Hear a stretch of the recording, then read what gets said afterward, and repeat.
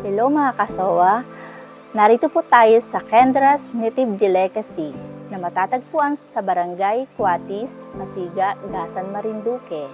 Kinuha po namin ang pangalang Kendra sa aming anak na babae. Sa amin pong ay swerte po yung Kendras na pangalan.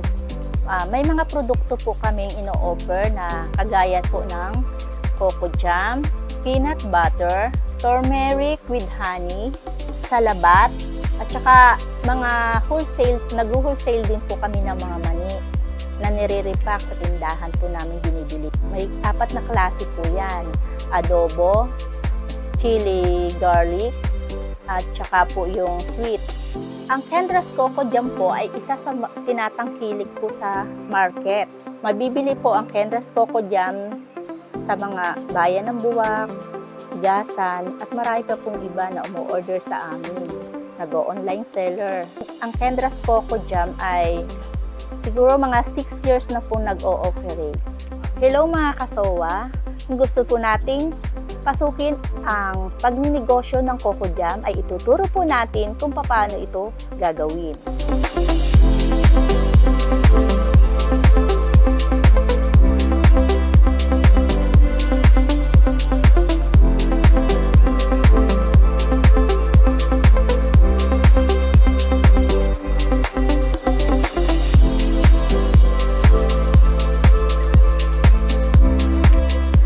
Magandang umaga po sa ating mga kasowa. Ngayon po ay gagawa tayo ng Coco Jam. Paano po ba gagawin ang Coco Jam? Narito po ang ating mga sangkap. 1/2 kilo ng matamis na bao. Kung tayo po ay bibili ng matamis na bao, kailangan po natin yung magandang klase. Pumipili talaga po ako ng medyo magandang klase, yung walang itim-itim, para hindi naman ako masyado magsasala. Ito po ay kalating kilo ng puting asukal. Ginagamit ko po ang puting asukal para hindi masyadong maitim ang kalalabasan ng ating Coco Jam. 3.2 liters ng purong gata. Ginagamit ko po ay purong gata para po yung malinamnam ang labas po ng ating Coco Jam. Ang unang proseso po sa paggawa ng Coco Jam, sinasala ko po ang ating purong gata. Ang gagamitin natin pong pansala ay yung medyo mapino, para ang kalabasan ng ating Coco Jam ay hindi magaspang. Ito po, sinasala ko. Pagkatapos nating po maihanda ang ating mga sangkap, matamis na bao, puting asukal at purong gata, ngayon po ang susunod na natin ay ang pagluluto na po. Ngayon po ay sisimulan na natin ang pagluluto. Una, painitin po natin ang ating kawali. Then, pag mainit na po, ilagay na natin ang ating sugar white, puting asukal. Then, atin po itong hahaluin. Huwag nating pagtututungin para maganda po yung labas ng ating Coco Jam. Po, halo-halo lang po tayo hanggang siya po ay mag-melt. Pag magtutunaw po tayo ng sugar, nasa low ang ating apoy para mas madali po siyang matunaw. Pero diretso lang po ang ating paghalo para maiwasan po nating masunog sa ating kawali yung sugar.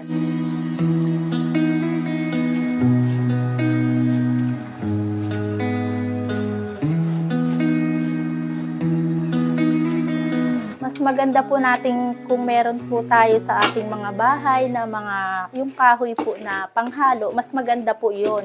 Kasi habang ating hinahalo po yung ating kawali, kung mga stainless po, nakukutkot po yung pinakang ng led ng ating kawali. Kaya mas maganda po ay kahoy.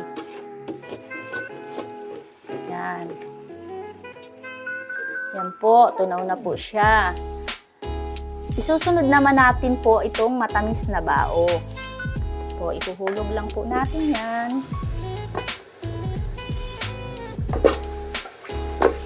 Yan po.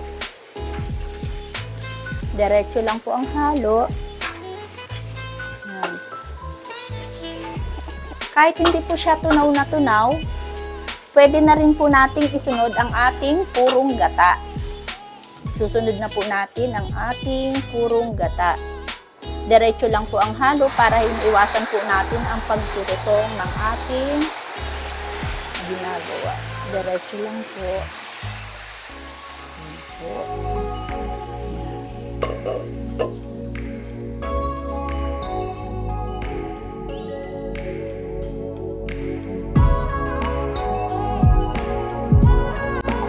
Diretso lang po hanggang sa matunaw na po yung ating matamis na bao. Magmimix na po siya sa sugar.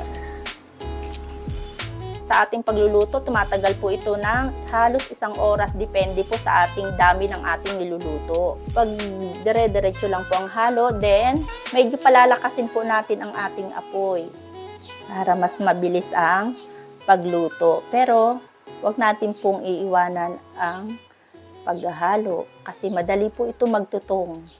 Sa pagluluto po ng Coco Jam, kailangan natin mahabang pasensya sa paghahalo. Kasi once po ito na magtutong, pangit na po yung quality.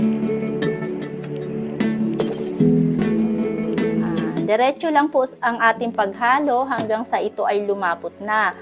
Palatandaan po nito na luto na ay yung nagmamatang kalabaw na po siya, yung kumukulo po siya ng malaki.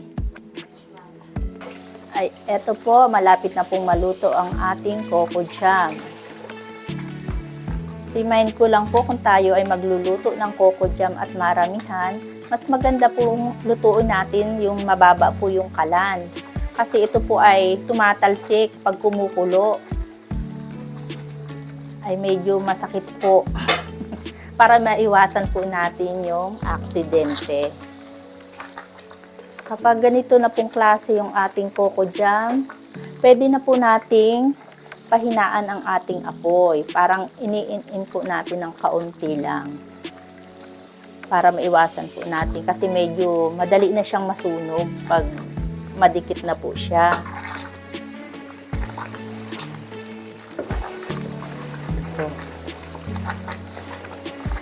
So, yan. Luto na po ang ating Coco Jam. Pwede na pong patayin na ang ating apoy. At ating palalamigin na po. Habang lumalamig po ito ay kumukunat na po siya. Yan. Opo. Yan, hinahalo ko pa rin po ito hanggang sa lumamig. Pwede na din po natin hindi iwanan na palamigin na lang po. Pero ako po, ang ginagawa po ay diretso pa rin po ang aking halo para mas maganda po yung quality.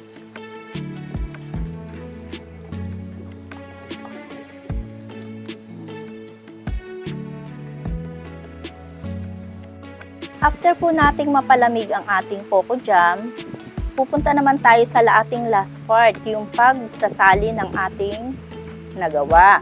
Ang Kendras po ay may 3 size, big, medium, at small. Dati po, ang Kendras ay wala pa pong label. Sa tulong po ni DTI, na-assist po ako ng label. Napakagandang label at lalo pong lumakas pa po ang Kendras at nakilala. At meron na din po siyang barcode. Kung kayo po ay magsusubok, pasukin ang ganitong negosyo, andyan po si DTI na tutulong sa inyo upang kayo ay malagyan ng label, Nutrifacts at analysis. Napakalaking tulong po ang ginawa ng DTI upang lalong makilala po ang aming mga produkto. Ito po, malamig na po ang ating Coco Jam. Pwede na po natin siyang isalin. Ito po, salin na natin. Sa ating pong gagamiting mga lagayan, siguraduhin po nating malinis at iwasan po nating magsalin sa basa para mas matagal po ang ating Coco Jam. Tumagal siya. Ay. Hanggang dito lang po ang ating pagsasali ng Coco Jam. Dito sa level na to. Para masiguradong pare-pareho po yung sukat.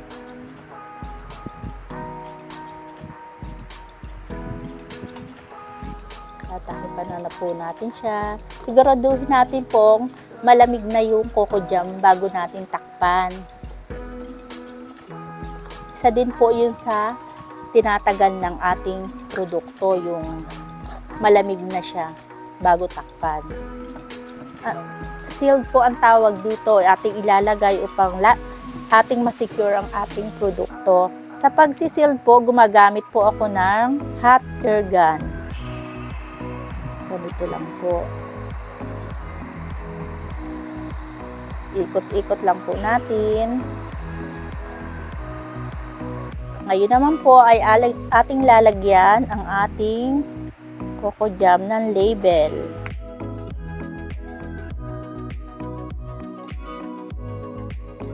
Yung ating finished product ng coco jam.